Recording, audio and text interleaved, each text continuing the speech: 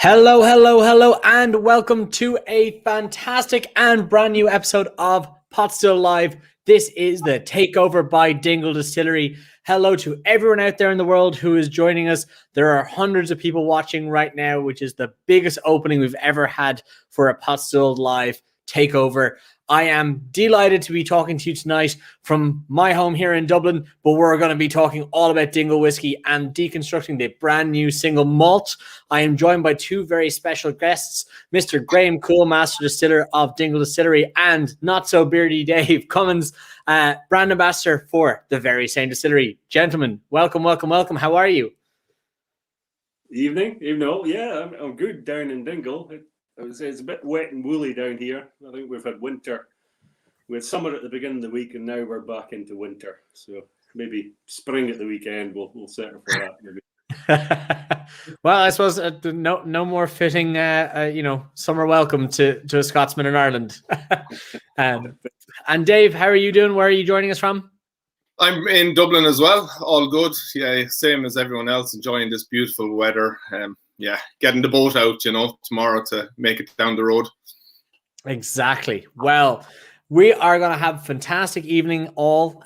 For everyone out there, over 375 kits went out for this distillery, Dingle Distillery Single Malt Deconstruction. If you were one of the lucky people to get one of those kits, it's going to look a little bit like this that's sitting behind me here. You're going to have your fantastic Dingle rocks glass that I have a nice little cocktail set up here.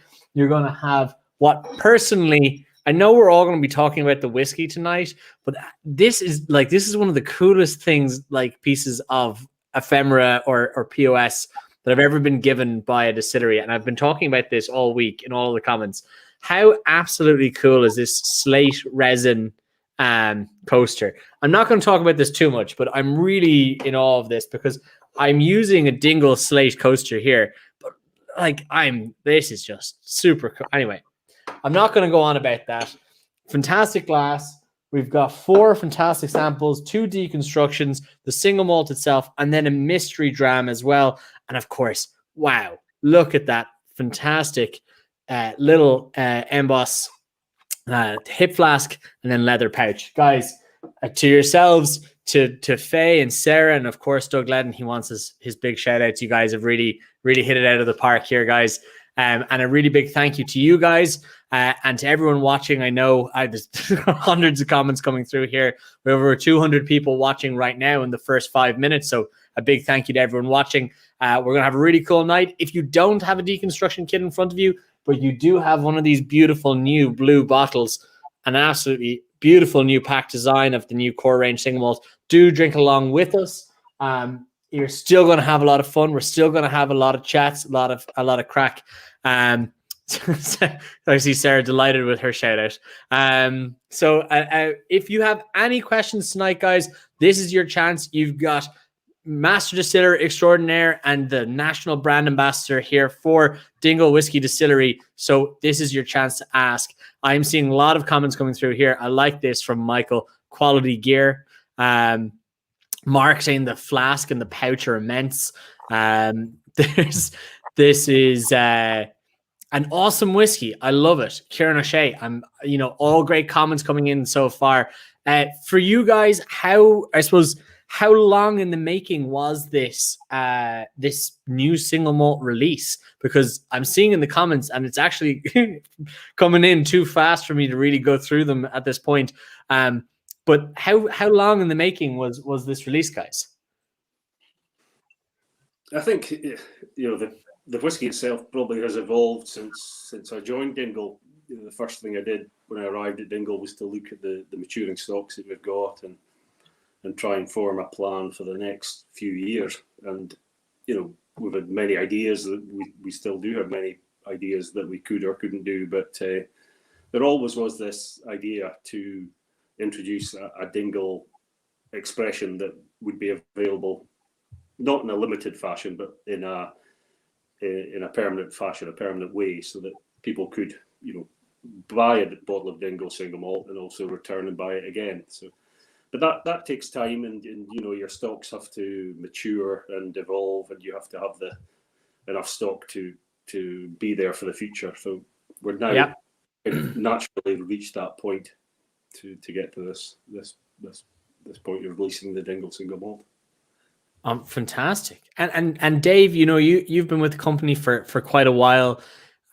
How is, I suppose, the reaction been, or how different will this be now, having a core range whiskey here to stay, as the hashtag has been, compared to the batch releases that have been preceding it? Excuse me. Yeah, for me, it's a massive turning point. I didn't think we'd get there this quick, and I'm delighted that we did, because it just means now that there's a continual Dingle Single Malt available on the shelf for people in off licenses and bars. When bars get open, I can't really wait to get back into the bars and start developing different cocktails and drinks with the bars, because it just means we have a whiskey that hopefully will become a mainstay on the back bar of every bar across the country. I mean, Dave, sorry, I think that's a fair point from Dave, that you didn't know when this point would be reached. That whiskey is a long-term game, and for Dingle, we don't know what Dingle will be like at 10 years old or 9 years old yet. So you are kind of waiting and seeing and watching to see how the whiskey evolves, and there is a point where you can then say, yeah, it's right, and the time is right to kind of reach the stage and release something on a permanent basis. Well, I know that it must have been, quite a journey to find it. And for everyone who'll be trying along tonight, I think one of the big things that people will, I hope they'll agree with me, that there's a very core Dingle DNA to the flavor profile and the nose of this. I've got batch number 3 actually sitting up here, the single malts, but I've got an open bottle or a nearly depleted bottle of malts 1 through 5 in my cabinet, and nosing and tasting this malt has very much been, it's been very evident to me that there's that DNA there that is very cool to see coming through. So it's not just the influence of a fancy cask finish or one particular release, that there is a very a core Dingle DNA that is following through. So I'm delighted to see that. I know, Graham, we've stolen you away from the distillery right now. I always feel bad, because I know every time I bring you on the show, you've done a full day's slog on the hot stills, and then I force you onto the live streams at nighttime. But for the people out there that don't know, the role of a master distiller, what do you do? Like, what's your day-to-day job, and what is the, and then on the second part of that, why do you think whiskey and, master distillers and distillers in general have kind of been, it's a romantic sales idea, maybe not sales idea, but it's a romantic job title to most people. So there's 2 questions for you. What do you do, and why are people interested? Yeah, that's a fair old question. What do I do? Probably not much would be the answer that Coull would give, but I'll try and justify my existence.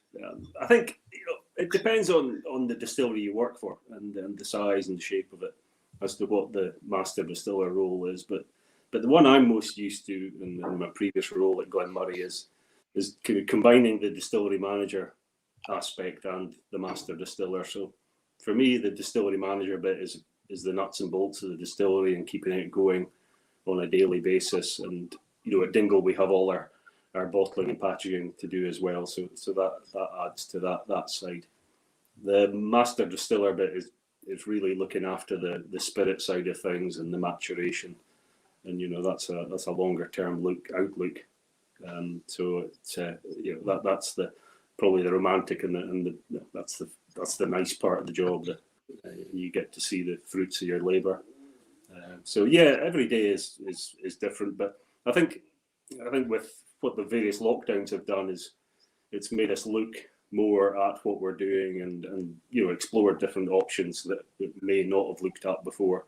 Some of these things may never happen, but it's made everybody stop and assess where they are and look to the future.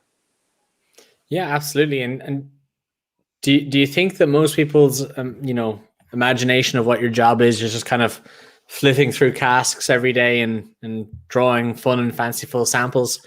Yeah, probably a combination of that and insulting people on Twitter is probably the thing most of the time doing that. But I mean, for anyone that doesn't know, Graham is the king of Twitter polls. So yeah, every Saturday morning, rain or shine, I'll come up with some useless poll that means nothing, but it's a bit of fun anyway.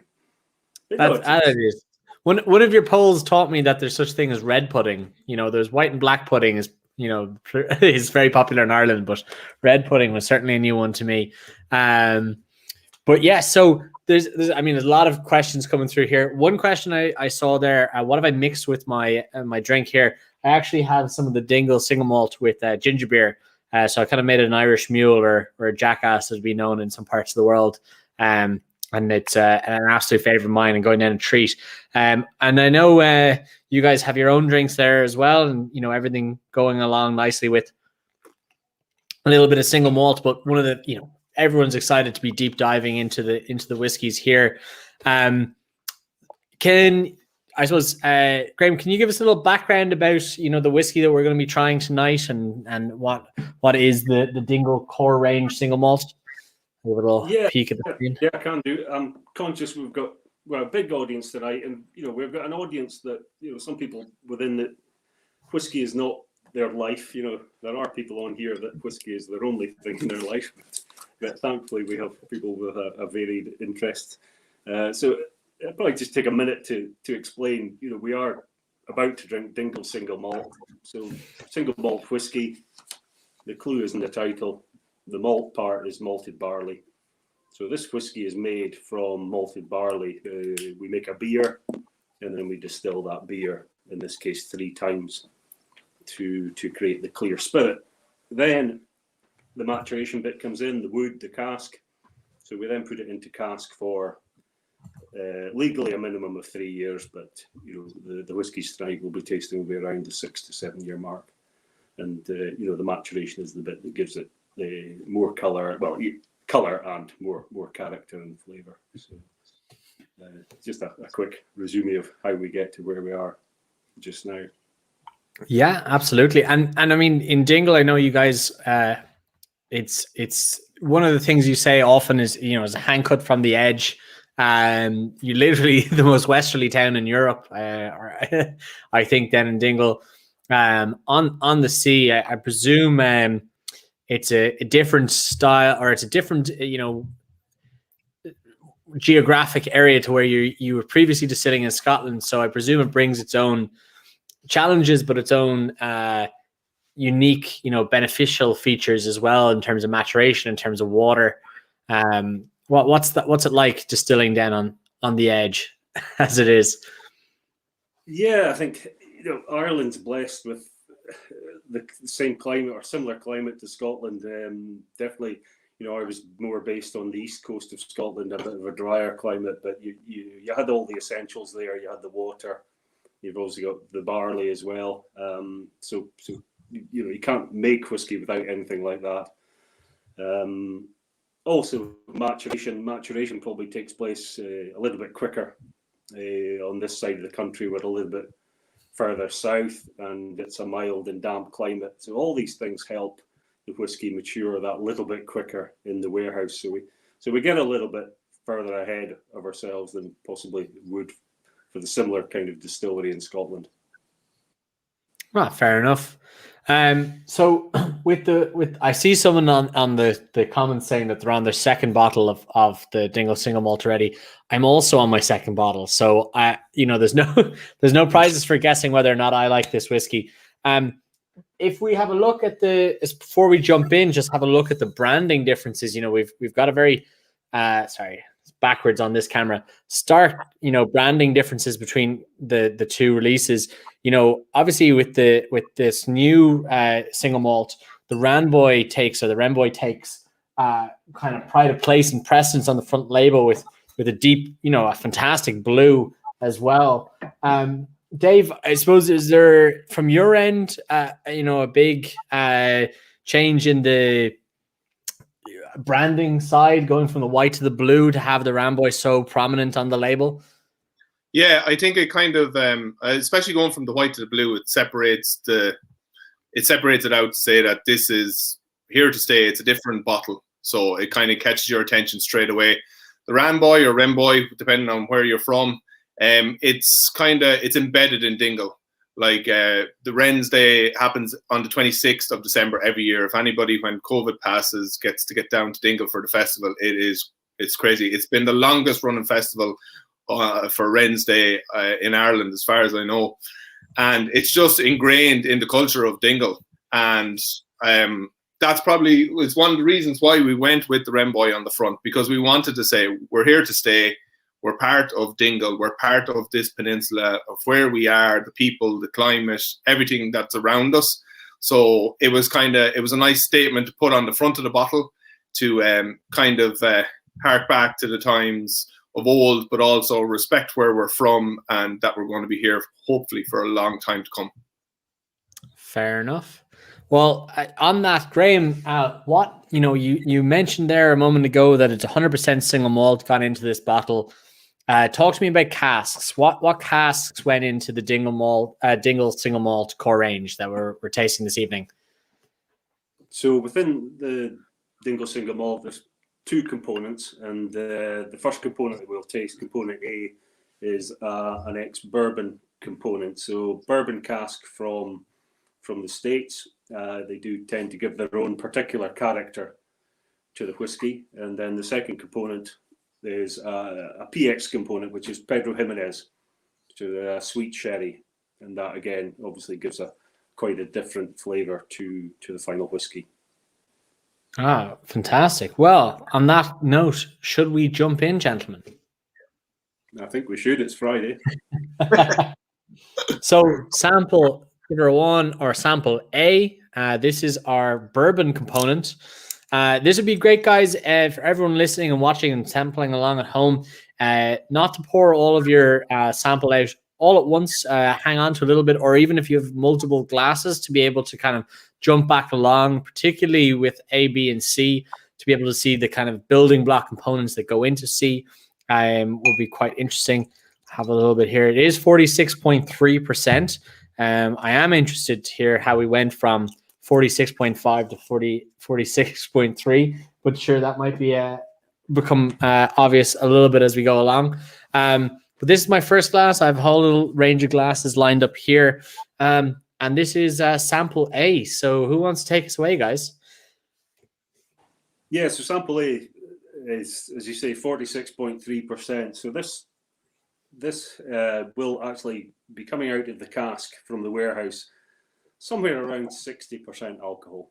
So it's still very strong at that stage. So we add a bit of our own water to it to bring it down to the bottling strength of 46.3. But even at that strength, we don't form any cloudiness when the water's added. So we don't need to what they call chill filter, which is chilling the whiskey down and trying to filter it back to clear. So that in itself helps to retain some of the nice oiliness and mouthfeel that we want to retain from the actual cask, and not strip out too much character and too much flavour. So it's a nice strength to enjoy whiskey at. You may want to reach for a little bit of water. You really just do that on your own personal taste. I'm not going to tell people whether to add water or not. It's really on your own taste buds and whether they can handle the higher alcohol strength. The alcohol comes through as a kind of prickly pepperiness, and people have different pain thresholds for that kind of thing. So leave yourself to assess the amount of water, but first thing to do is really put your nose into the glass or close to the glass and have a sniff, and don't take too much of a sniff, because again there are volatiles coming off the top, and they will be a little bit spicy. So just a gentle sniff, and then that helps you assess what the whiskey will be like. But I don't know, what do you think you're getting from your bourbon cask?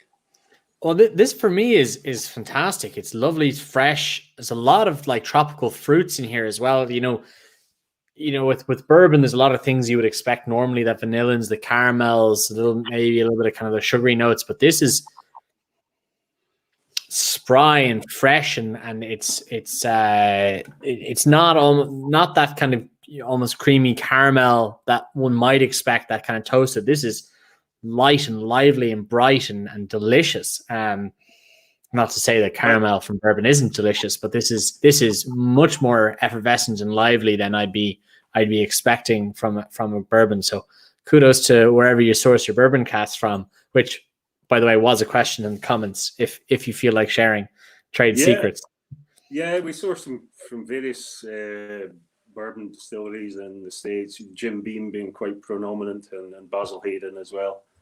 But interesting to say, when you're speaking about the fruity and the citrus notes, every time you pick up a whiskey, it doesn't matter how often you drink whiskey, you always get something that little bit different. And the very first time you nose the whiskey, your nose is very fresh, so that you really get the best out of it. And I got a whiff of ice cream soda initially, and then I'm now into the more fruity citrus notes as I've sniffed it a little bit more. But every time is different. But that classic bourbon color, ex-bourbon color, light gold. You'll never see a bourbon matured whiskey getting particularly dark. That's more the way of the sherry cask that will bring a really deep dark color to the whiskey. So you always get a nice golden color, but not too heavy. Absolutely. I'm seeing a lot of different tasting notes coming through, and a lot of them I actually quite like. And I actually saw a few moments ago someone saying kind of an ice cream float or 7-Up and vanilla ice cream. So I think it was also on top of the hay bale, perhaps, in the tasting notes. But very interesting. It kind of echoes where you're going as well. Yeah, a lot of the tasting. A lot of things. There's no right or wrong answer as well. That's the main thing. Whatever you get from your whiskey is what you get, and as long as you enjoy it, don't be put off. And if people try to educate you too much or tell you something wrong, then you just push them away. Nobody tells you how to enjoy your fish and chips. We all some put vinegar on, some put salt on, some put sauce. I tell you what, yeah. I'm a man who likes the bit of mayonnaise on the chips, and the Dutch do it right. And when I go to the States, they think I'm nuts. So you say no one says it, but they'll judge you still. But we won't be having any judging here. We kick you off the live stream. Now, one thing is someone is asking about this hoodie that I'm wearing, which is possibly this is unbiased as to this tasting. I think the best whiskey hoodie that there is, in my opinion. I have it in navy and I have it in black, just because I liked it that much. It's got the name stitched, embroidered, and then an actual print of the rest of the logo. And it is cozy as hell. So I believe it's on your web store, to plug your web store. Dave, I don't know the address of your web store, if it's dingledistillery.ie or .com or pretty much. Yeah, bang on. But yes, I am. This is one of my favorite hoodies. Sorry, Graham. They come in all sizes as well, from sizes to fit me, and also sizes to fit our marketing manager, Doug Ledden, who is quite petite. We cater for. Oh, he had to get it in there. He had to get it in there. Yeah. It's all right. I remember Doug when he wasn't so petite in college, so it's fine. Don't worry about it.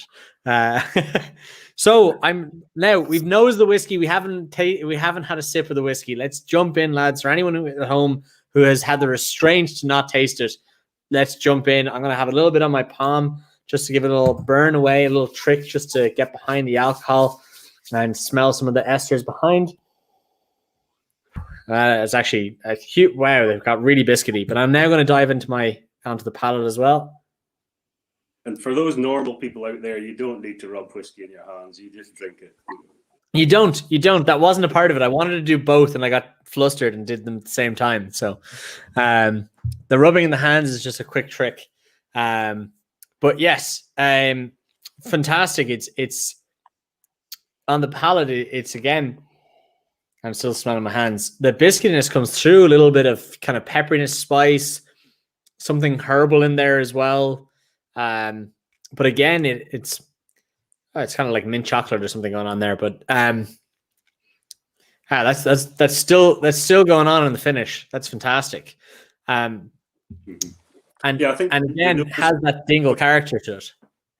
The nose is quite sweet, really. Most of the things you're getting from the nose, it's all about sweetness, the vanilla and the fruitiness. Whereas on the taste, it's a more savoury note, your herbal notes, that spice as well. So it's and also a little bit drier on the taste as well. So it's nice to get that almost those two opposites from your nose tells you one thing and then your taste tells you another. Absolutely. Now, here's another question that came through, saying, where can we get these tulip glasses? Nice branded tulip glasses. Sorry, Dave. Are these also on the Dingle Distillery website? I don't think they are at the moment. At the moment, look at. Yeah. Okay, there you go. They are a beautiful glass to drink from. Yeah, it's a Capita glass. Yeah, really nice whiskey. They are here's if you want to call in or call up. Sorry, not call in at the moment. But outside. Yes, throw you over the fence. Exactly. And how has, just in general terms, Graham, how has running a distillery been during COVID? Has it been a challenge to get barley, or has it been a challenge to get casks or deliveries, or DPD drivers to pick up all these kits to send to the four corners of the world? Or the raw material side of things has been pretty straightforward. The barley was always there. It's grown the year before, it's malted that, and it's from Ireland, so no great issues there. Casks were a little bit tricky, more on the transport side of things when things got a bit clogged, but no big deal there. You can hold spirit back and then fill into casks. So no, the whiskey side of thing was, in fact, the gin, the vodka was pretty much uninterrupted. I think it was just what we all saw was the world stopped for a couple of months, and it was a little bit slow to pick up. But come the end of the year, we're back to a new norm. But now we're seeing things are taking off now, and especially with the launch of the new whiskey, we're seeing new markets open up. So it really feels a bit positive now, actually. Well, that's great to hear. And I know that this new release is going to be available in a number of different countries. And from my understanding, it's going to be in a number of new countries as well that we haven't seen Dingle in before. I think we're heading towards the Russian market. I don't know if it's for the first time, but it's definitely for the first time for this single malt because it's just released. Going to China as well, Dave. Am I mistaken in that? Yeah, and then the US later in the year as well. So there's a few of the markets that we were it's been a slow build. Like I've done some whiskey tastings with Russia actually during the first lockdown, and it's just to kind of get it to that point where we can actually get some whiskey in. So it's great to actually, and to have a continual whiskey that a core release like the one we have now, that we'll be able to give them constant supply. Exactly. And from a commercial point of view, having that is important as well. It gets you in the door of a lot of retailers and you can bring in the different ones behind. Ronan's asking in the comments I might twist it a little bit because it might not be perfectly able to be answered, but he's saying, when do you expect to see in-person whiskey tastings begin again? And, maybe Dave have a thought on that, but Graham, when will, do you think people will be welcome back to distillery tours? I would think hopefully, maybe a month, 2 months, we should be there. Definitely if things continue the way they are, I would say at worst, we will have tours open when indoor dining is allowed, but I'd hope we'd maybe be a little bit before that. And we should get a good bit of the summer, hopefully still. Or the winter, wherever we're in just now. Swinter. I Tastings wise, yeah, I think the first one that I'm looking at, and as for Dingle, we're looking at is Belfast Whiskey Week at the end of July. I think they're doing a combination of both in-person and virtual whiskey tasting. So like it depends on restrictions again, but that will probably be the first, hopefully, depending how things go. But that might be, I'd say the last 3 months of the year, it might open up to small amounts of tastings. But yeah, there's Paul jumping on straight away. But yeah, so I think that'll be the start of it, and it'll be slow and steady, but we'll get there, definitely. So I'm looking forward to it. And as we're going along, Dave, I mentioned a few of the export markets, but in Ireland, where are we looking at for the distribution of this whiskey? It's pretty much with all your regular shops, such as our online shops, Irish Malt, Celtic Whiskey, Foxes. It's with some of the carryouts, O'Brien's nationwide, and then all your independents. The independents have been really good and got behind us, and got stock in straight away. I gave them all a heads up a few weeks beforehand, and then heads up the week before, and they literally all just started saying, "Send me a case, send me 2 cases, send me," and I was like, "Thanks a million, brilliant." So yeah, it's all I say to people is, if you're going around and you're going into your local off license, just ask for it. And if they don't have it, they'll get it in, pretty much. And make sure you ask. The off licenses aren't buying. Off licenses aren't going to go off on their own and buy things if people aren't asking for them. So it's always a good tip.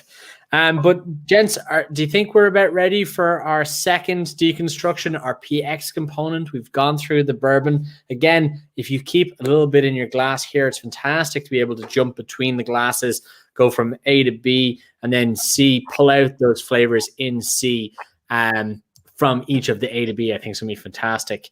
I see Martin Purcell coming and saying it's an exceptional drink for the price point.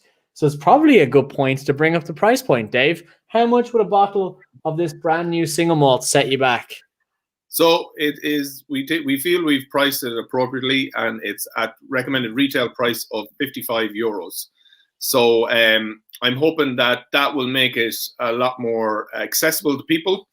Because before this, our single malt batch releases, our batches and our Potstilled releases were a little bit higher than that, generally between the 65 to 90 mark. So I feel the 55 mark is a great price for people to enjoy this whiskey and continue and to enjoy it into the future, because hopefully it'll be on bar counters and people will be able to try it and have it in bars as well. But for people at home, it'll hopefully become a steady bottle that they reach to in their drinks cabinet. Absolutely. I think 55 is a great sweet spot, For me personally, most of the bottles I buy are that below that 60 mark. And this is definitely something I would keep on my shelf for 55. I think it's a very, very fair price point for it. And I see a lot of people enjoying Podrick Fox coming in saying it's incredible value. Lovely to have you, Foxy. Fantastic to see you here. We've got Keystone, great price at 55. Interesting. Eric James dropping in saying that a drop of water in the first sample opens up the profile. He's ahead of the game here. Dropping in a little bit of water, open up the profile, and to do the exact same with B. Of course, try it first. Brian Flynn saying this is a steal for 55. So we're a lot of echoes going on here for a great price point. So Crypto saying, where can I buy? We just went through this, man. Independent off licenses, Irish Malts, Celtic Whiskey, James Fox's, O'Brien's across the country. In Northern Ireland, it's also distributed by and it's in John Biddle's bar as we speak. If anybody is out for their Friday night pint in Belfast City, call in. John has bottles there ready to rock and roll. So yeah. Perfect. So we have component B in our glass, sample B, which is our PX component. We're going to deep dive into this now. I did see someone saying, can they mix sample A and B in the glass to make sample C? Just to go through again, Graham, the bottle we have behind us is it 61% PX and 39 bourbon, or what's the kind of the blend between the casks in the single malt? Yes, that's the final mix. So more dominant on the PX, which is Pedro Jimenez sherry. And just to remind people, it's a sweet sherry. If you've never tasted it, it's like liquid raisins in the glass. It really is got an intense sweetness. And when you put new spirit into a cask, it obviously interacts with the cask and what's been in there before. And for sherry casks, that's very much the case, because sherry casks generally have been around a long time. Any wood or oaky character that will come out has already come out and gone into the sherry over many years. So what you're really putting into the spirit into is like a sherry sponge, and you just slowly extract that sherry out and that character. So that generally means it's a bit more dominant than a bourbon cask, which you're not really extracting bourbon out of the cask. It's a wood interaction with the bourbon cask. So that it's a bit of a slower mover, a slower burner in maturation, whereas the sherry, you will get an instant kick of color, which you can hopefully see darker than B is darker than A, and you get this instant flavor almost because the sherry is in the surface of the wood, and it's quite different whiskies. And when you're working with these PX casks, are you looking at, are they butts? Are they hogsheads? So butts, both of these are volumes of casks, of butts being 500 liters, a hogshead being 250, or perhaps a barrique, a 225. Yeah, for all this release, it's all butts, so it's all big casks. But as I say, because of the intensity of the flavor, even though it's a bigger vessel, bigger vessel generally should mean less wood. The wood to liquid ratio is different. You won't get as much, but because of the sherry is in there, and these are again all first fill casks. So when we speak about first fill, that means first fill with new spirit, whiskey spirit. They've obviously been filled before with sherry, but first fill for us. And both components, every whiskey, every cask within this Dingle Single Malt is first fill. So that, although people may think we're 6-7 year old whiskey in here, that's relatively young. Yes, it is, but it's packed with punch, packed with power because of that interaction with the wood and the intensity of the first fill that gives. And I have a few questions here. One being, are each of the components we're tasting wholly matured? And then David Mara is wondering, is the majority of the sherry stocks in Dingle PX, or is it kind of a mixture going on? I suppose having such a high proportion of PX in this malt obviously is a very pleasant surprise. Yeah, not to bore everybody with whiskey terms, but these are all full maturations.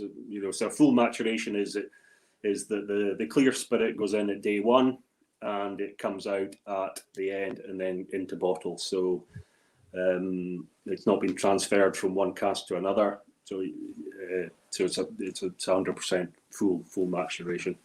To answer David Mara's question, we do fill quite a large percentage of Pedro Jimenez sherry. It's not the most common sherry to be used.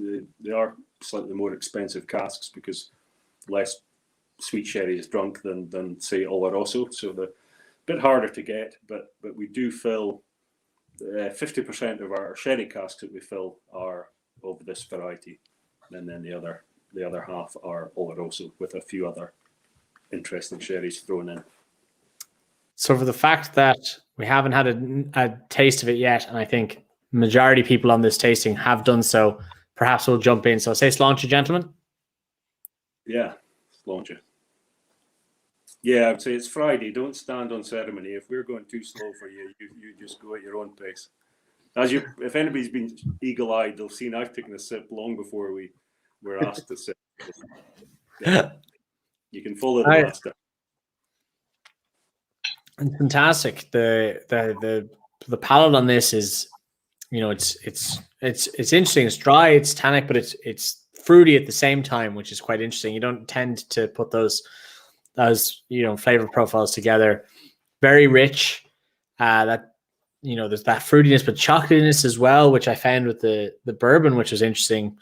And as I think David Mara said in the comments, that the Dingle profile still comes underneath it as well. It's not completely overwhelmed by the sherry cask for a whole maturation, which is phenomenal. And anyone in the comments, please do let us know what you're tasting, what you're nosing on this, because there's a lot. I see Keith there saying it's chewy, absolutely chewy. This is fantastic. 46.3%. There's a lot of flavor going on in this glass. Yeah, and we're talking about Dingle style, and people might wonder where, what is Dingle style? Where does that come from? And that comes from your process. It doesn't come from the cask, because we could use the same cask as another distillery. It comes from your process, and really the back end of the process, your distillation. And if you've never been to a distillery, we distill in copper stills, and they're all different shapes and sizes. And with different shapes and sizes, you get different character at the end. Some produce a heavy, oily spirit, and some much lighter. So we're probably more in the slightly heavier character, oily character. So that's why people can actually detect a Dingle character in the spirit. It's not particularly light. The stills are quite small, so you do get a bit of character carrying over from each distillation right through to the final spirit. And I see someone asking in the comments how much flavor is coming through in the initial distillation. Now everyone has a different number of a percentage of how much the cask imparts. But do we're talking about that Dingle character. Do you find that a lot of that character from day one comes through, or does that character itself kind of evolve in the cask? Not just get layered on in the cask, but it itself evolve? For me, I think it's there at the beginning. It has to be there at the beginning. You can't add Dingle character. You add cask character. But what you do get, you get the interaction between the spirit and what's coming out of the cask. And I think it's how the two complement each other that then maybe forms a Dingle plus wood character, which is a little bit different. But I think it's the body of the spirit. It's there at the beginning. Therefore, and we're still, again, we're drinking relatively young whiskies here. So when you are at this age, you do still have the distillery character, the spirit character bouncing through, and especially with the first sample, the bourbon, because there's less coming from a bourbon cask to mask the initial spirit character. So if you want to ever taste a distillery character, then probably reach for an expression that's been matured in bourbon casks, and you'll definitely get to see it more. The sherries do mask quite a lot, and because as you can see, they do add a lot more character to the whiskey. And that's interesting. We do have the bourbon and the sherry here as we sit side by side. It'd be interesting to dive your nose into both glasses if you still have two glasses there to see what There's obviously differences, but what similarities you could pull between the two of them. And Graham, when you're in the with the romantic part of the job of perusing the warehouses that everyone seems to like, how do you come up with a scenario where you're actually pulling out 61% PX and 39% bourbon and making this single malt? Because it's the power of vatting, and I fear to say blending because it's not a blended whiskey, but is quite an acute skill. How do you find making this, and how many iterations had to come about? Because as I believe this is the first Zoom whiskey to be made in Ireland, that everyone who's involved in the in the creation process of this weren't actually in the same room at all. I think everyone was at a different part of Ireland with couriers going 4 different directions, tasting the same samples and feeling the same pieces of card and everything, to be completed in a very COVID safe environment. Yeah, it was conceived by Zoom, which miracle things can happen, over Zoom, I suppose. But how do you choose the actual component? Because 61%, 39 sounds very, very exact, and in some ways it is. You hone in on on a particular ratio, and then fine tune it from there. And that's really what you get down to. You get down to about a 5% swing. Well, I do anyway. And then it's a matter of your own personal preference after that, and you go maybe 3 or 4% either way of the sweet spot, just to prove that is the sweet spot, because you need to. You can kind of feel it getting warmer, better, and then colder, not so good, or less good, and it's just. Here it's a nice game to play. Absolutely.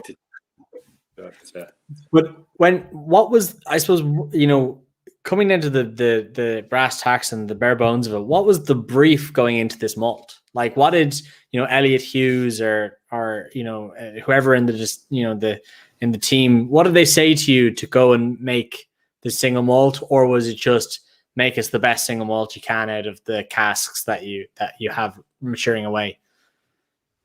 Was there a profile that you were going for? Or? I mean, as I said, these discussions have started or been going for probably 12 months, and we've gone through different options, and for me, my job is to put forward the options, because I can create lovely whiskies which could be totally impractical, and but hopefully I do have an understanding of what you need to create to sell, and it has to be sustainable. So there's no point in me coming up with something and saying, "No, this is brilliant," and then 6 months later we want more of it, and it's not there. So you have to have several options, and it's just a case of when you want to press the button. On our core expression, it was a case of when is the time right, and there's lots of other factors come into it, as we know in the world just now, that affect what you do. So I'm just part of it. I create options, and once we press the button, I follow that through, and we're continually revising and looking at what we're going to do over the next few years. I presume. No, sorry, Graham. Finish your thought there. We've probably got 5 or 6 options, of which 3 maybe will come to fruition. But that doesn't matter. I take the other 3 that maybe aren't, and then I'll work with them, and we'll create something else down the line. And one person, a person that's been in the Irish whiskey industry a lot longer than I, once told me an anecdote that no one sets out to make 30-year-old whiskey. It's casks that weren't used for one reason or another that became 30. When you're perusing the warehouses now of either stock you've personally laid down, or has been laid down before you, I suppose, how from a distillery manager and a master distiller's point of view, how do you look at these casks? Does some jump out at you and say, this will be fantastic in 10 years, either in the terms of it's bold, it's brash, it's full of flavor, it'll keep maturing, or, in some cases, perhaps, it's too light, it needs longer legs? Because I presume you find in the warehouse gems that need to be bottled. They need to be in this batch now. But I'm looking at the flip side, that you find the gems that'll be perfect in 10, 15 years time. How does that work in forecasting longevity, stock, and that kind of thing as you're going through the warehouse? I think with whiskey, you can, especially if you're working with first fill casks, you're quite lucky because you've got consistency there. You kind of know what you will get, but you do get a little bit of variability.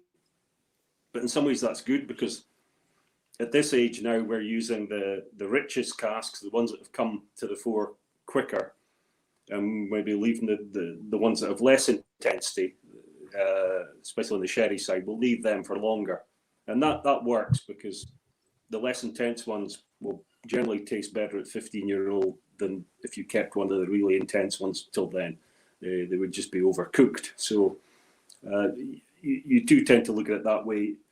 You also, back to the question about, do you keep casks for 30-year-old? Do you identify them now? Well, no, not really, because we don't know if we'll have a Dingle 30-year-old. But what I do in my head is that I'll keep around 25% of our stock for older expressions.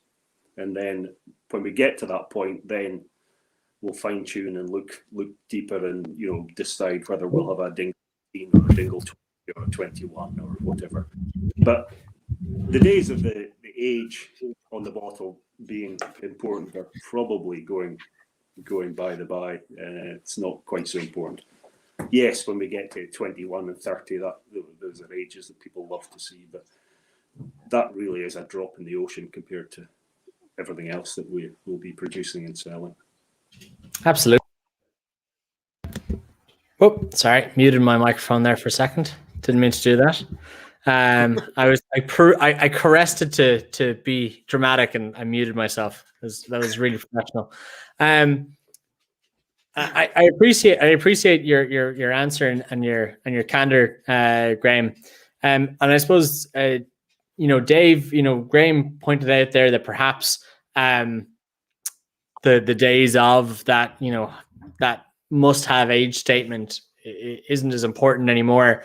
Do you find that from touring the country that I suppose the quality of the whiskey stands out for itself? People are buying Dingle not because there's an age statement on the bottle, but because they know the qualities in the liquid, or do people still grasp towards that safety of an age statement? I think it's a mixture of numerous things. I think people go to Dingle because they know that everything that we do is done by hand. It's everything that's in a Dingle bottle is from Dingle. So like our whiskey is our own. We bottle all our own by hand. We cast, we mature everything our own.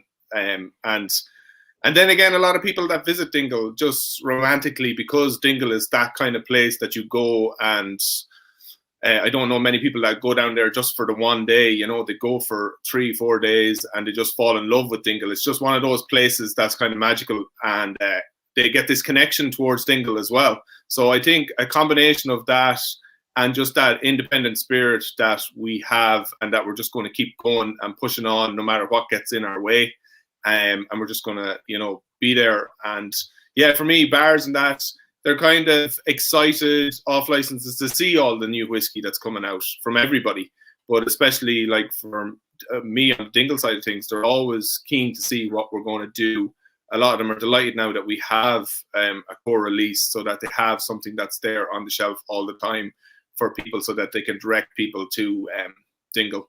And it's just, I think it's a combination of numerous things, but I don't think people are as hung up on age statements as they used to be. But I suppose it is a good thing for if you want to compare something that's 10 years old to another thing that's 10 years old. If you're doing, let's say, comparative tasting, that's where it probably comes into play more. But I think our spirit really stands up. Our whiskey really stands up on it by itself, Oh, absolutely. Well, I'm glad to hear that the perhaps the days of clutching to that age statement is perhaps not as important or behind us to the whiskey consumers of today. So we've tried sample A, bourbon component. We've tried sample B, the PX component. And then in their 6139 blend that our fantastic Graham Coull has put together, we have sample C. So I'm going to take it out here with our fantastic little Dingle sample bottles. These are magnificent, by the way. Would you, Graham, like to talk us through anything else with this? It's 46.3% ABV.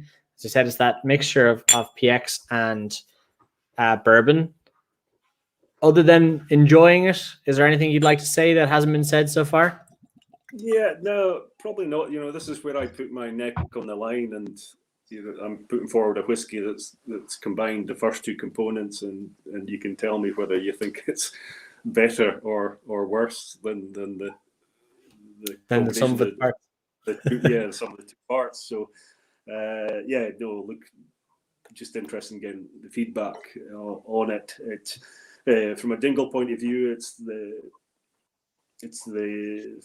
highest sherry percentage in a Dingle expression being released so far. So if you do like your sherry casks, if you like your PX, then it's definitely, hopefully it hits the spot there. But I just when I do it, as it, pushing the sherry isn't the be all and end all. You do have to have a balance, and the bourbon is in there. If you can remember the first sample, you're back to the the creamy sweetness on the nose, the spice, and then the Pedro Jimenez is the sweet raisins, and then there's a nuttiness there, and maybe a little dryness from the PX. So hopefully, what I try to do is combine the two casks and get the best out of both. And that doesn't mean 50-50. You do have to vary it up a little bit. So that's it. But again, take a nose, take a taste, and let me know what you think in the comments. Sanche.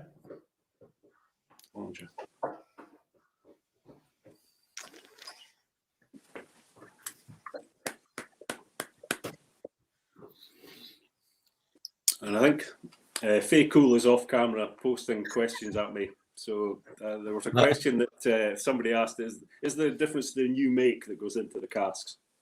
No, generally no. Most distilleries are making the same new make spirit. Yes, there may be a little bit of a change, but generally your mainstream products are from the same recipe. So it's quite straightforward from that point of view.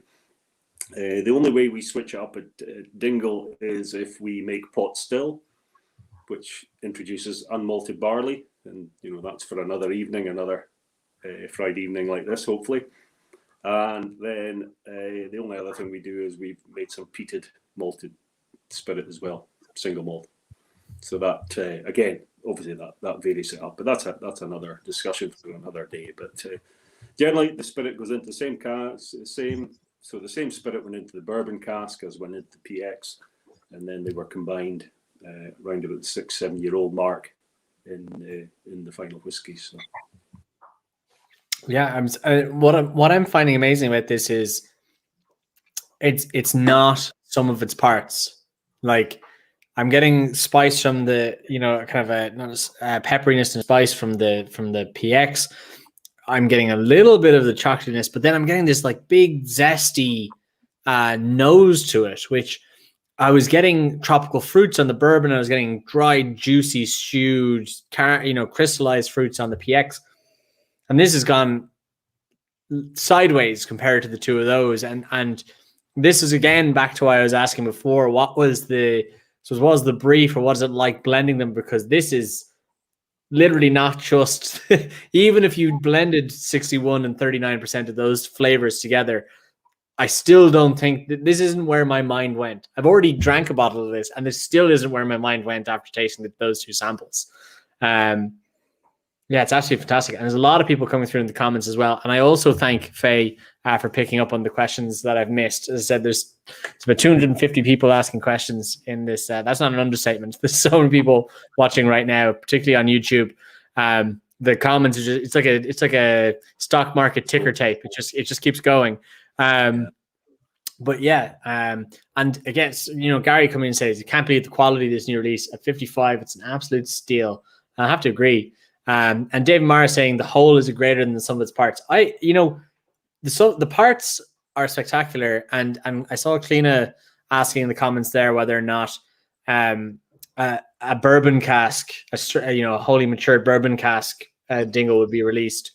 And probably the same question's been asked again for the PX as well. But this is a very, an absolutely spectacular vatting of the two of those. And I think, we kind of sneak peeked this on 3 Drams, obviously before doing this tasting.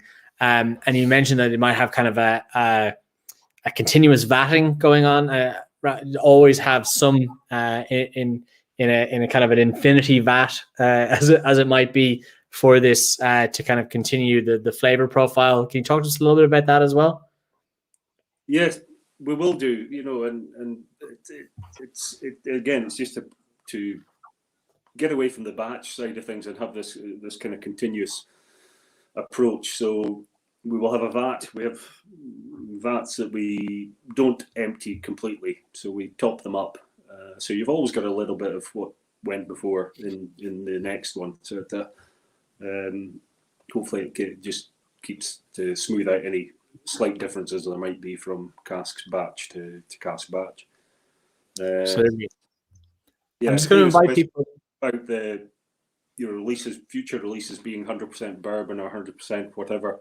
Yeah, we will move towards that. I think, as Dingle moves towards double figures in age, then you will start to see one single cask type and it will be it will be very interesting because you will get to see Dingle at its simplest almost, which is nice. But you do tend to have to wait for these times. Even in the 18 months I've been Dingle, the bourbon casks have really come on leaps and bounds. And when I first started, the sherry casks were ahead. They were winning the race, but cheap as 18 months, the bourbon casks are coming through, and I think Dingle in a bourbon cask at 12 years old is going to be something good, something special. And it always hark back to Speysides, where they always have their 12-year-old as their flagship. It'd be great to see Dingle as a 12-year-old in a bourbon cask, and you really will see something really special at that time, I think. Absolutely. I'm just going to invite people at this point. If you do still have your glasses, I have A here, B here, and then now the combined. And one of the things you can do with these is see the kind of, before I asked you to look at the similarities between A and B to see the kind of the Dingle character, but now you can, I suppose, nose A and B as the parts that they are, and then try to dig them out of C, if that makes sense, to see what parts of the bourbon cask or the PX cask give each individual flavors. And I think that in itself is a very fun experimentation, and you'd be able to pull them out a little bit and see and experiment and explore a little bit more of those flavors. And it's obviously one of the fun parts of a deconstruction tasting as well. Then there was there's a question in as well. Sorry, there's a lot of questions flying through here and they keep skipping past me. There's a question here saying, if there was one whiskey type you'd love to bring to Dingle, what would it be or what is it? And I think I know the answer to this one a little bit. But a whiskey type you've brought with you to Dingle, sir? A whiskey type, as in, or a cask type, is it? It says whiskey type was the question. So a style of whiskey. Yeah. Well, I did introduce peated spirit, which was enjoyable. And that was double distilled. So I'll probably get sacked for saying this, but I would love to see what Dingle double distilled non-peated would look like. Well, it's funny, and I've said it with you before on a different episode of Potstilled Live, that I'd been in many events that I've heard, the Elliots and the Hughes family and other members of the Dingle family saying that they'll produce anything except peated malt. So to see you come in and make, and I've tasted the peated malt at new make at 6 and at 9 months, and it's obviously blessed to have been able to do so. But it is particularly, I remember at the 6 month mark, Dave dropped me a sample and didn't tell me what it was. And I was sitting there wondering what was going on because I knew the Dingle didn't have a 4, 5, 6 year old single malt that was peated, and that's exactly what it tasted like. And I'm very excited to see what comes through. And from, I don't want to get too heavy into it, but from a production point of view, people know Dingle from a triple distilled facility. You got 3 pots. When you're in there double distilling, do you skip intermediate? Is that the way you go, or how do you make a 3-pot distillery into a 2-pot distillery without removing the pots? Yeah, it's very straightforward, just to miss out the middle still. So you go from still 1 to still 3, but and it's not doing these things to be radical or trying to create waves or a noise. It's just to see, express Dingle in a different way. And I think the you'll never see the Scots jumping from double to triple, but I think you'll see the Irish distilleries jumping from triple to double, and that that puts us ahead and gives us a point of difference as well. People want to try and contrast and compare and contrast different things. As Dave said, it's great to compare 2 10-year-old whiskies side by side from different distilleries. So therefore, it's nice to compare peated spirit against non-peated, against double, against triple. If you've got all these things in your armour, you'll keep people entertained and occupied. So absolutely. I think Indy wants to come back on screen. Yeah, she's yapping in the background, but yeah. So and Dave, from your point of view, how much interest are you seeing in Ireland for these, new releases? Short, I know that every time there's a new batch release, you get inundated with messages. Where's the new cask strength? Where can I buy it? 500 bottles. What's going on? For you, out there working with consumers and trade and whatnot, what do you think the appetite is like for Irish? What are people looking for? Is it cask types? Is it we already discussed the age, but cask types or whiskey styles? Is it blended? Is it price point? I suppose what is the market hungering for in Ireland in particular at the moment? Well, for me, I suppose it's looking for something Irish really, and uniquely Irish. But again, I was when Graham first pitched the whole idea of how high he was going to go on the PX sherry, I nearly had a heart attack because I was like, wow, because I couldn't think of any other one that was that high in a marriage of PX sherry and bourbon. So for me, that was already a unique selling point, as well as having a core whiskey. And yeah, it seems to be Irish people want to get behind the Irish whiskey, and it's a very good community, especially the bars, the off licenses. Like my phone just blew up with because I didn't mention all the different bars and stuff. So some of the bars in Dublin are going, we have it here too. So don't worry, I got their message. I got your message, Alan. But yeah, it's just they're looking for something that they can get behind. Especially now, I think everyone's kind of looking more local and the whole sport local. And then when things open back up and you have the tourists coming back in, that you can actually say, this product is of Ireland. We can make something that is world-renowned and that stands up against any other whiskey around the world. And it just blows people away because a lot of them wouldn't have gotten to try whiskies like that. Because before Dingle, there was only a handful of distilleries, and they were all pretty much, owned by one or two. So it just brought a new spirit and opened up this whole new market for Ireland to get involved with its whiskey distilling history, really, Absolutely. And I saw a comment here coming from Luke, and you're saying, is whiskey the new gin? And I remember kind of around 2014 time, every bar in Ireland started building whiskey reserves on their shelves. And then the whiskey reserves very quickly, as the distilleries grew, started to be eaten up very quickly by gin bottles. And bars that have 3 bottles of whiskey had 40 bottles of whiskey, and then suddenly had 10 bottles of whiskey with 30 bottles of gin. And now we're kind of coming at the far end, and it seems to be a tit for tat between the gin and the whiskeys. And I'm speaking to the distillery that holds the title for world's best gin. A staple of my gin collection of 2 bottles, but it's one I keep on the shelf. Are you finding the consumer excitement has shifted, or is it still the same? Is it just the anoraks and the whiskey geeks that are pining for Dingle, or are we seeing a much greater? You were saying people are looking for Irish. Is that is that extending into the O'Briens and I suppose the non-specialty off licenses? Yeah, I think COVID was it's a weird thing to say. It was kind of like a blessing in disguise because it forced us all onto virtual platforms.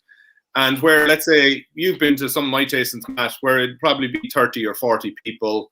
And it's generally people who already know the whiskey and a handful of people who don't. But like tonight now, we're on here and I'd say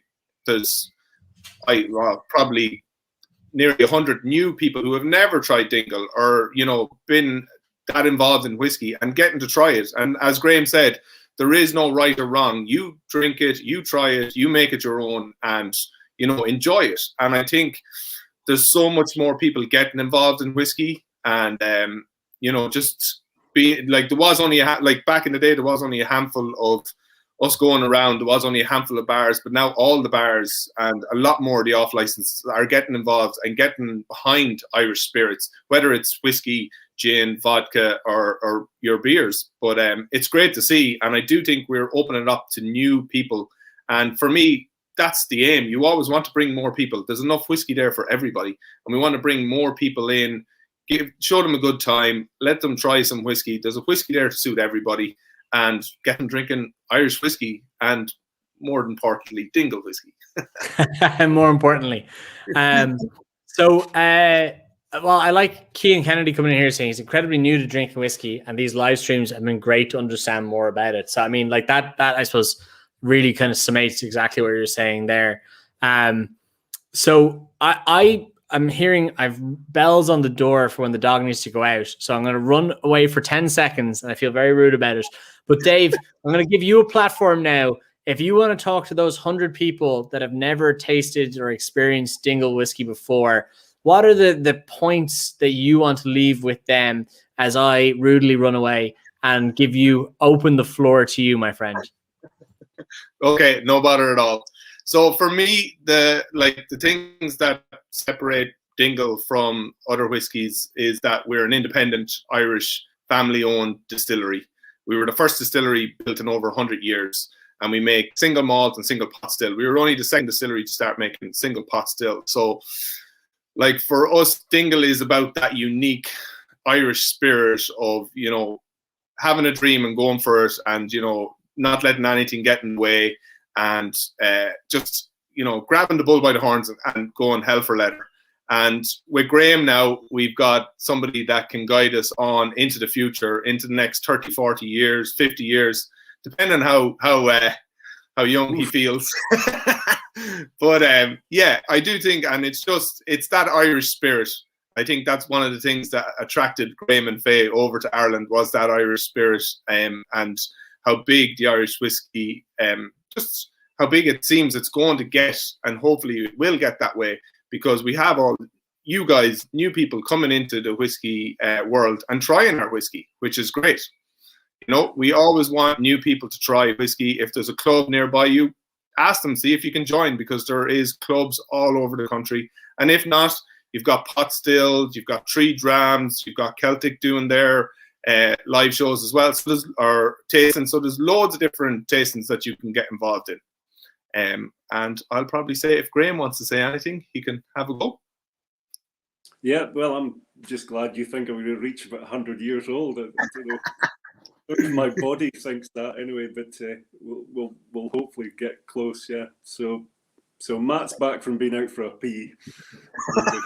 Get back to letting the dog out for pee. All right, absolutely. Well, I hope you've taken that time to flog what you needed to flog, Dave, and just try and get more people drinking Dingle whiskey and Irish whiskey in general. Yeah.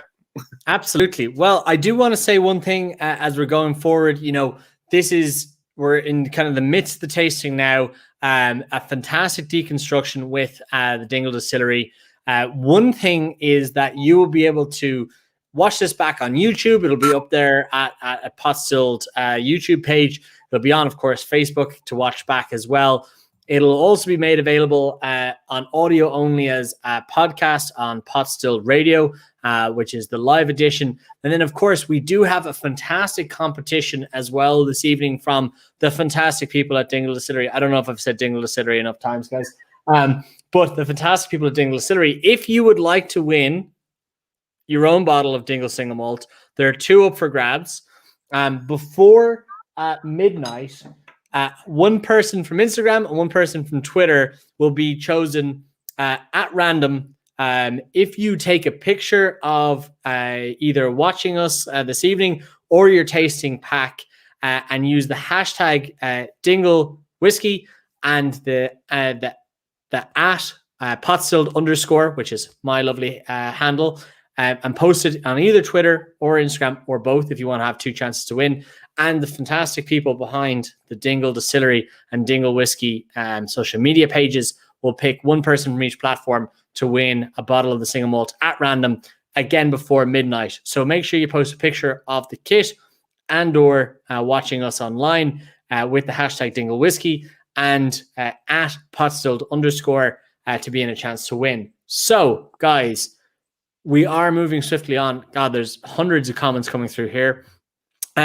Should we move on to our mystery dram? We don't have to. I mean, I could just, tentatively just hold it here and make it look pretty. But Graham, are you happy with that idea? Yes. I slowly open this bottle. Oh, okay, we're happy with this idea. Fantastic. I'm being gesticulated at by Faye Coull. There must be a very hot question that we need to answer that we've missed. Oh. And again, she's doing a much better job than I. So please feel free because they're coming in thick and fast. And I also stepped out for a moment. So hold on, here it comes. I can't find it at the moment. Okay. I think it was at No, he's asking in one sentence to a new whiskey drinker, what would you say about Dingle Single Malt? Okay, so I think the question was try and condense Dingle Single Malt into one sentence. Now, Faye Coull should have left that question go because it's difficult. Distill it down, if you will. I think we should throw it in the comments and it was because that's a very good question.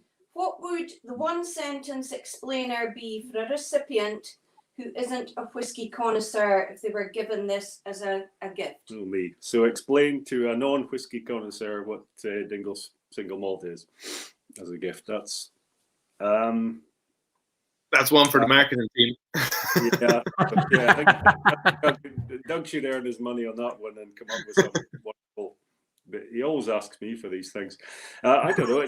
Hopefully it's approachable. I like that word about whiskey in all shapes and forms. Whether you're a distillery or your brand or your whiskey, they should be approachable. They shouldn't scare you off. They shouldn't be too edgy.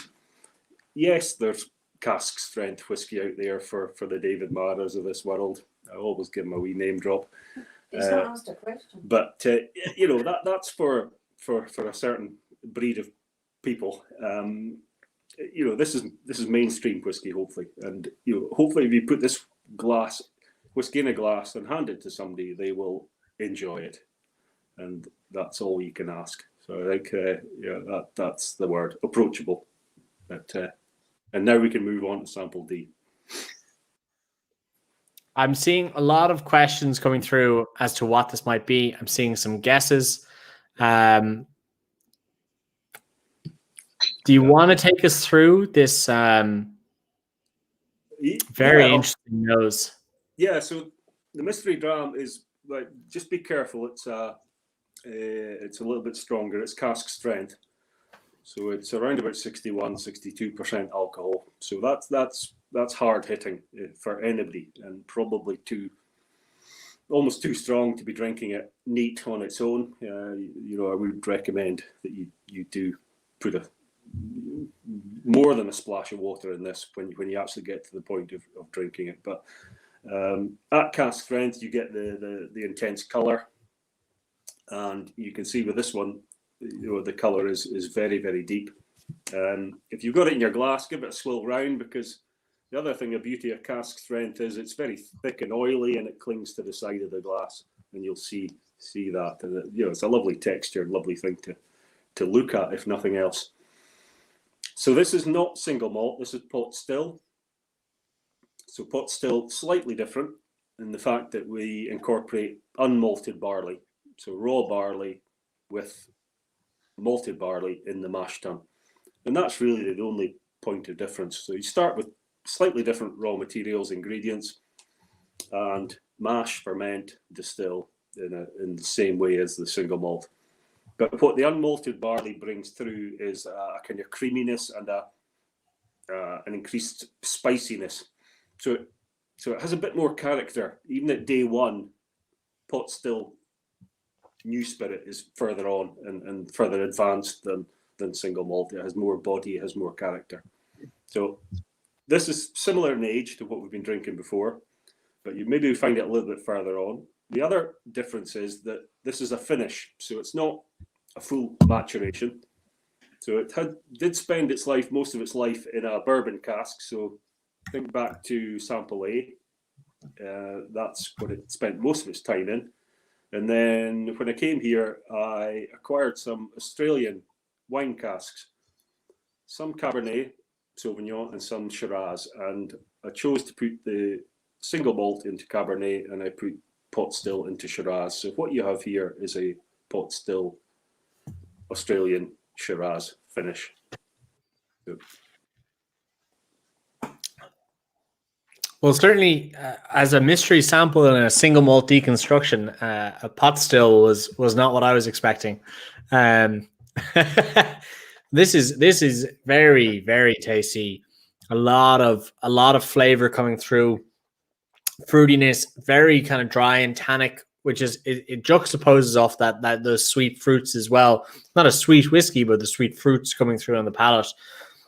Richard Doyle saying sensational. I think that's a fantastic roundup of what we're tasting. Australian Shiraz. And was it an experimentation, or was it a profile you thought that was going to work when you put it in? Yeah, this one's been in conception for a wee while. The people that I sourced the casks from, they actually appeared at Glenmurray, where I worked at Glenmurray in Scotland before coming here. And they were driving around Scotland with 2 casks in their boot of their car, and basically invited me out to sniff their bung, lift the bung hole out and sniff the cask. And it was a wonderful cask. And I loved the idea of them driving around, not touting for business. They didn't tout for business. They actually handed over a couple of bottles of wine at the same time. And I thought that's a great way to build a relationship. And, it wasn't for Glenmurray. We weren't buying small amounts of casks at that time. It didn't fit what we were doing. But the relationship built, and moving to Dingle created different opportunities, and it came around again that they had 2 parcels of small amounts of casks. We don't need a whole container of casks from Australia. A whole container is 180 casks of, and that this may be wonderful whiskey, but I don't need 180 casks of Shiraz finished Dingle. It would be pretty extreme. So when the opportunity came up to get 15 casks of each, I took them up because I knew the quality would be there. And that's probably, it's a long-winded story, but that's the crux of it. Wine casks are very temperamental. The wine within it will turn sour, turn vinegar very, very quickly. So you can imagine, coming all the way from Australia, they need to be looked after. They need to be moved quick, emptied quick, and moved quick and filled quick. So I had faith that the casks would be good. And I've worked with wine casks before, but mainly European, some Californian as well, but mainly European. So I wanted to try that, a heavy-hitting Australian wine. We all know they're full-bodied and they're full-on. And I thought, yeah, that could work with the Dingle spirit, which has its own character. And the Shiraz especially is a spicy, heavy, tannic wine. I thought that would work best with the Potstilled because of its kind of creamy spice, and the two would actually be able to hold up against each other and not fight each other too much. But it won't be to everybody's taste. I'm not going to sit here and say this everybody will love this. I would sit here and say our Dingle single malt is something that hopefully everyone will actually appreciate and enjoy. But this one will divert opinion. Some will love it. Some will think, yeah, okay, and some, it just won't be their thing. And it's mainly the tannins and the dryness that will either switch people on or switch people off. Exactly. And a few questions have come in. How long of a finish was required to take this kind of color for the whiskey? Because again, we've gone from bourbon down here to the Shiraz here, Yeah, it's been 15 months, so that's a reasonable finish. That's getting into the realms of time that makes it worthwhile. But we're still talking again. The actual Potstilled initial spirit was distilled in 2015, so we're only 6 years in, and just over a year of that has been in the Shiraz. But it's come on like, a long way in its 6 years with the 2 cask types. So this is the opposite of what I've done with the Dingle Single Malt. The Dingle Single Malt, I've added 2 cask types together at the end once they've been fully matured, and you mix and match the flavour there. This is where you build flavour, then you transfer to another cask and add another layer of flavour on top of that. And it's just a different way of doing things, and you do get a different result at the end. And I suppose I saw some questions coming through again, and knowing that we have different experience levels in the audience tonight, would from a global industry point of view, and perhaps a Dingle point of view as well, would finishing be something that'd be widely industry practice? And is it a wide Dingle practice, or are you more in the maturations? Initially in the first 5 years, 6 years, it was all about full maturation. But we are, now that we've got more stock and we can diversify a little bit, we are, I've been looking at different aspects, and finishing is a nice way to do things. It's a quicker way to tweak and change the way you're going with what you've got to offer.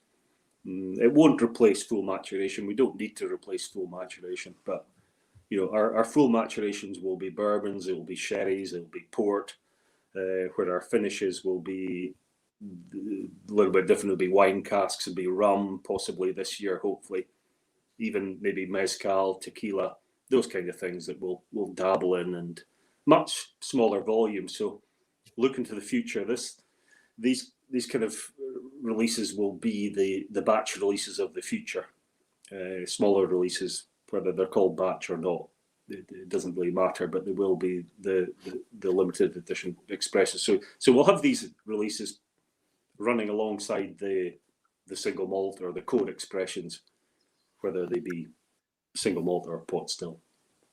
Now, knowing that the marketing and team aren't on this call particularly, and the top brass aren't on this call, for both of you, is there a cask in the warehouse that you just you love it? It doesn't have to be the next release, doesn't have to be anything else.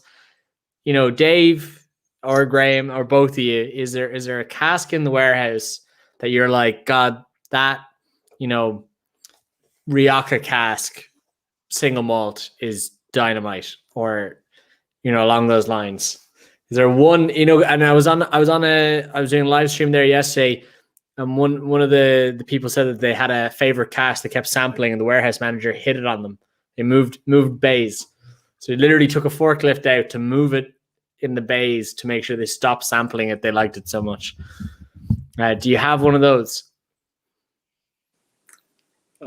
For me, there is one bourbon cask that we've come across, and we've used it in tastings before, and it's absolutely excellent, And I'm almost I always fight for the underdog, and the bourbon cask can be the underdog in whiskey, but this one has pretty much everything, and that's one.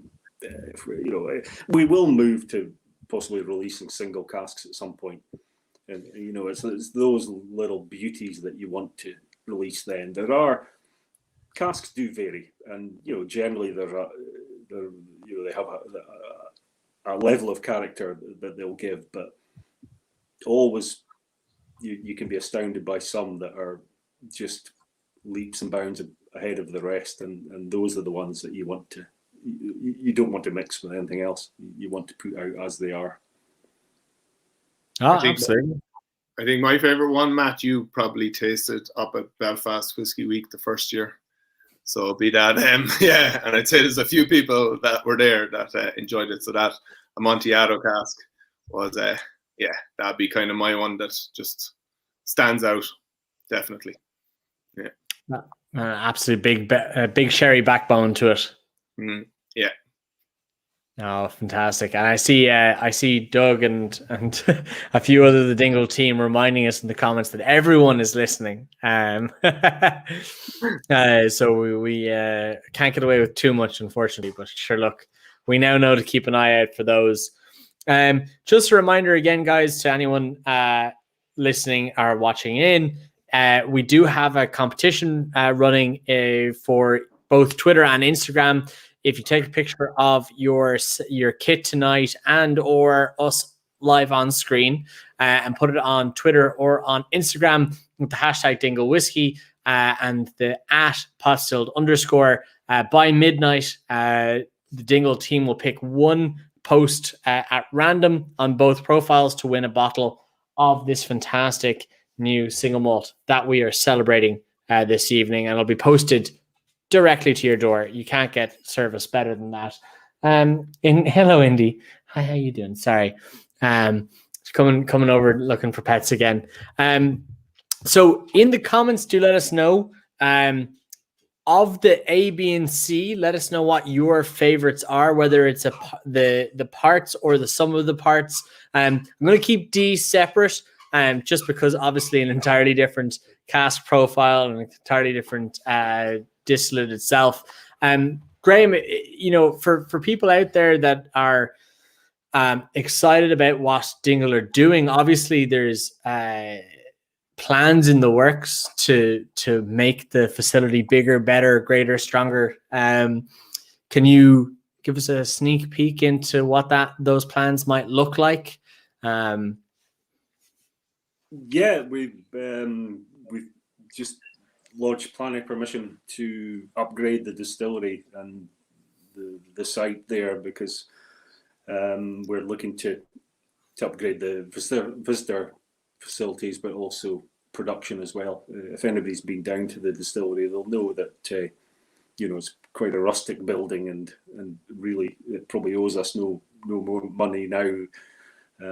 And yeah, we're looking to put in facilities that will hopefully future-proof us for the next 10-15 years. And production is one thing. We will need more production at some point, and now's the time to factor that in.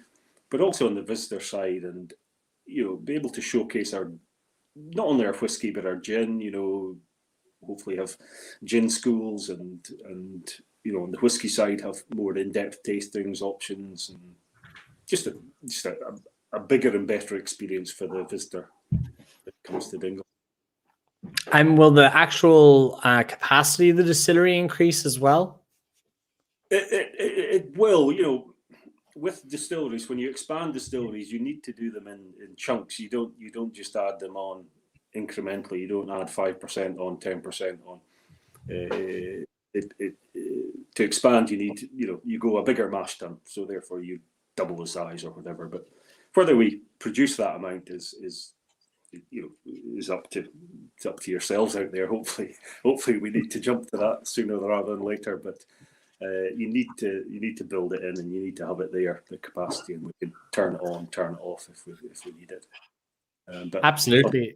And in terms, there's a question. Sorry, I think somebody wants to know what I'm wearing below the waist. So I'll just show you that I've got the old shorts on under the waist. So we just want to get that clear before we move on. That's okay. I mean, that's it seems to be a very common question when I have you on the show, Graham. So I don't know if I want to ask.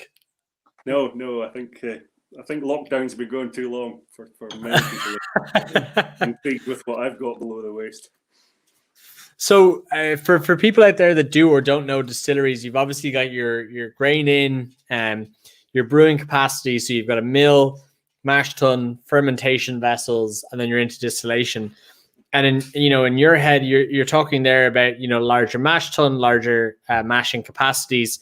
If you were expanding the capacity of the distillery today, would you look for that larger capacity in terms of brewing capacity and just run the stills longer?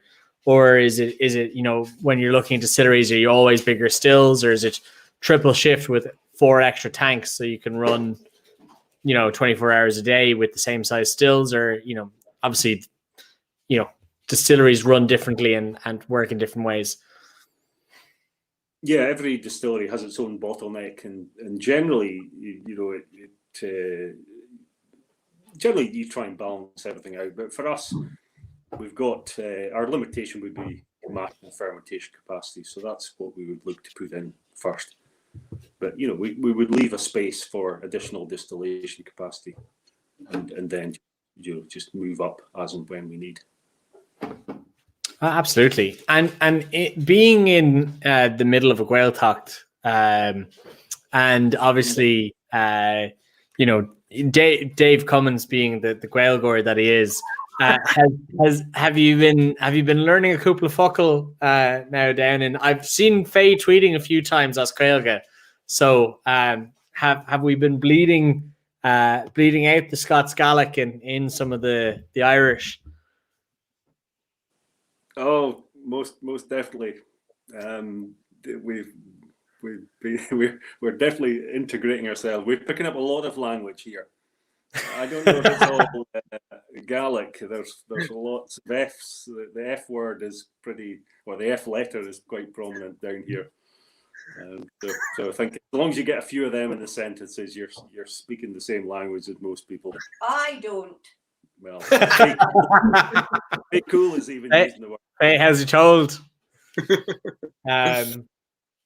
Well, yeah, I'm sure the board of Gaeilge is delighted with that. But I've asked you before in different interviews. You come from Elgin up in Scotland, previously Glenmurray, now into Dingle. For anyone that does follow yourself or Faye on Twitter, you can see you're getting integrated very well. I remember asking you before, as a joint pair, what that transition was like. And I remember Faye saying that there was 7 restaurants in Dingle. Hello, Faye. Welcome. And Faye saying there's 7 restaurants in Dingle. There's one for every day of the week. Sure, at that point, he hadn't even come into summertime yet. So now we're coming into the non-COVID Dingle summertime. Are you enjoying living in the heart of Dingle in West Kerry? It's a beautiful place. I mean, we've been locked down here. It's been very difficult being away from the children and not seeing them. But the coastline on the wild Atlantic. Before anybody reports us, they are all over 18. In fact, they're all over 21, and they're all. I thought you were gonna say Doug. I know he's small, but But no, I mean you come to Dingle and you fall in love with it, really and truthfully, don't you? Mm-hmm. Yeah, definitely. The whole thing, it's not just the distillery; it's the area, the town. It's quite unique. I think everybody in Ireland will even know that. And what a place to build a distillery. And if probably a time to raise a glass to Oliver and say, well done you, because it wasn't the most straightforward choice, but by God, it's certainly been the right choice. Exactly. Definitely not the easiest place to build a distillery. And I think it was his, Dave, you might be able to correct me. I think it was his birthday yesterday or the day before. Yeah, it was, yeah. So it definitely a visionary, someone building a distillery not only before it was popular, but building it in one of the most remote places in Ireland. But I think definitely an investment that is paying its dividends. And again, I'm not pulling up the comments right now, but there's multitudes of comments coming in singing the praises of Dingle. And I suppose, Faye, from your point of view, what you're immersed in the distillery these days next to Graham, and he's shackled with this politeness of being head distiller. But for you, what is, I suppose, what's your favorite aspect of the distillery and the town and the day to day? It's all very different, and day to day life in the distillery is very different at the moment. But my colleague Sarah and I have been really lucky to be working away. we've put out, with the help of Kevin, all these packs, and it's very much a labour of love. All these bottles, the sample bottles that you have, are all filled by hand and capped on the machine by hand. So it's time inclusive, really, isn't it? It's very much a labour of love, and you can find me cleaning the toilets in the morning to having to chat to folk and be sociable and things. It's all very varied, but it's good fun. And it's decidedly Dingle, So Absolutely. I think I saw on Sarah's Instagram stories this morning the roller doors open to the distillery in bucketing rain. So no doubt. Yeah. You've no doubt all 4 seasons inside and outside the distillery as well. Can be raining inside, yeah. Well, I suppose Dave, do you want to give us a commercial roundup of the whiskey that we're trying here? Obviously, the new single malt, how much it costs, where people can buy it, some of the export markets that can be excited to pick it up. Can I actually just chat about the bottle itself first, if that's cool? Because it is a very, very unique bottle. Like, because all our bottles previously have been the white label bottles, whether it's single malt or single pot still. So to come out with a blue bottle with the Wren or Ranboy on the front. If you take a look at the bottle, you can see there's a sketch on the back, and that's Dingle Bay. These are all hand done by our illustrator Mark. And then on the side, you can see that we have a fresh well underneath our distillery, and it's 240 feet. So you have the gauge there on the side. And then, as tradition, we've always had our cask stave across the front. So in this time, we've actually cut it out of the label instead of actually, printing it on the label. And then across the bottom, hand cut from the edge, because as we are Dingle Distillery, we are the one on the edge of the Atlantic, the one next to America, I suppose you could say. And again, you got the sketch across the cap of the bottle. It's just, for me, I'd say for you, Matt, as well, I know how you like a bottle to fit in your hand, and the feel of the bottle and the weight of the bottle and the look of the bottle. It's all part and parcel of what goes into this new core release for us, which is, for me, I feel it's a massive turning point for Dingle. The reason we chose blue, I see Brian Flynn there. Blue is kind of a nod to Dingle. We've our blue bottle vodka, and our gin is in a clear bottle. But like when we would be doing the likes of festivals or events, blue is our color. It's the Dingle color. So it was only right and fitting that our first core release would be in a blue bottle. And the Ramboy, very much part and parcel of Dingle. It's and of where we're from, because Dingle wouldn't be Dingle without everyone that is local and part of the area.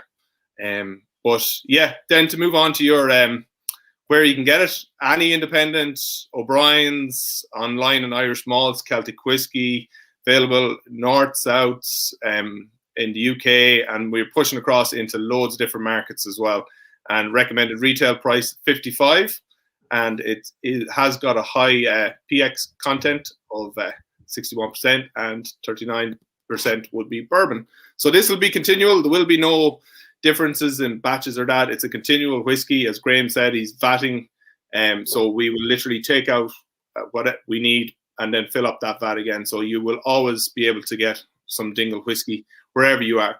And we also worked with Bar 1661, the renowned cocktail bar, to come up with 3 cocktails, which you'll probably see on our social media. And it's just something for people at home, because of the lockdowns and that, for people to try and make these cocktails. And then when bars reopen further, I'll hopefully be doing some cocktails and drinks with bars and trying to make them just come up with their own unique Dingle cocktail. But that's, as Graham said earlier, it's a whiskey for you to decide whether you want to drink it neat, add a drop of water, add couple of cubes of ice, or if you want to make it into a cocktail, it's totally yours. This is what whiskey should be. It's approachable, as Graham said. Exactly. I actually I stopped on the way home, and Doug will have a laugh at this one. I stopped on the way home to pick up the ingredients to make a a few of the Dingle cocktails that were, if anyone has got the kits that, again, you see behind me here, you'll have a number of cocktails on the sheets there from, a collaboration with Bar 1661 and Dave Mulligan, fantastic bar in Dublin. So I went to pick up a couple of those ingredients for cocktails after work. And I was maybe an hour out to the show, and I said I'd stop in quick, and I stopped into the the Tesco and the pet store right next door to each other, went into the pet store, grabbed some treats, and I came outside to throw them into the car and then go into Tesco and buy the ingredients to cocktails. And I had driven over a screw and I had a flat tire. So I made this show by about 15 minutes with no cocktail ingredients, having to rip off some lock nuts and put on a spare, trying to buy cocktail ingredients, which is how I had my fantastic Irish mule or a Jackass, a nice Dingle and ginger beer. But there's some fantastic cocktail options you have. I'm trying to look for my pack behind me, but again, I'm still brought back to this coaster. This is a hill I will die on. This is the coolest coaster I own. I am loving it. And again, so you have I found it here now. Your fantastic collaboration card here with your cocktails as well. So you have your honey old fashioned, your single Manhattan, and your Dingle chili and ginger. So some fantastic options for you to play around with here as well. And I'm sure you'll start seeing these online for the people that didn't get a kit themselves. Graham, is there anything you would like to leave people with in terms of Dingle Distillery itself or this release? I think just hopefully you've enjoyed, tonight and enjoyed the tasting. This hopefully is a whiskey for everyone, and whether you're fully interested in whiskey and you want to get totally engrossed in it, or if it's just something you enjoy or you want to make a cocktail from. I want it to appeal to all, and the feedback we're getting is being really positive. So thanks for everybody. I'll take the chance to thank the whole team for pulling it all together. I just play around with the whiskey. That's easy bit. Lots go into producing a whiskey like this, especially in the times we're in. So big thank you to everyone, and that's a thank you to the wider Dingle community who support us on and everything we do. So big thanks to everybody. So cheers. Slange. Slange it. And for me, listen, guys, everyone who's tuned in, when we turned on the stream, there was 150 people already waiting. So it was a fantastic result. We've gone up to over 300 people watching at once. This has been actually one of Ireland's largest simultaneous live stream tastings ever to take place. It has been the largest Potstilled live takeover tastings. I am delighted to be a part of it to help deconstruct and showcase the new Dingle Single Malt. Again, if you were looking for more episodes like this, do make sure to check out Potstilled Live. It's a fortnightly live stream. You can find it here on YouTube or on Facebook. It's also available usually the morning after on Potstilled Radio on, say, Spotify, iTunes, wherever you get your podcasts from, Acast, so on and so forth. We do have the competition as well. If you post a picture to either Twitter or Instagram, or both, if you want to enter twice, of your tasting pack and or the screen with us on it with hashtag Dingle Whiskey and at Potstilled _, which is my tag. Before midnight, the Dingle team will be picking one person from each platform to win a lovely free bottle of this brand new single malt. I did get a text from Doug about 20 minutes ago that we are number 2 trending hashtag in Ireland at the moment, Dingle Whiskey on Twitter. I'm hoping it's gone up to number 1 by the end of this, so do get tweeting. Great to see in terms of a tweet tasting, so I'm absolutely delighted about that. And this has been a phenomenal deconstruction for anyone that is used to doing these tastings or is completely new to these tastings. I want to say a really big Gurv Minamag with. And I hope you've enjoyed it, because for me, being able to jump between A, B, and C in particular and pick out those differences, but not only that, the similarities as well, has been really fascinating and really gives an insight into how not only does Graham go away and make up these battings, but then on the flip side, how Dave delivers them to the consumers. And it was very interesting to have both of you on the call tonight, guys. So I very much appreciate it. And thank you so much, not only to you, but to the team back in Dingle and to everyone in, as I said, in Dingle town itself. And of course, to the 370 odd people that have been watching throughout the evening. Thank you as well, in whatever country or whatever capacity you might be in. And to Indy, who's now moaning in the background about me not playing with her.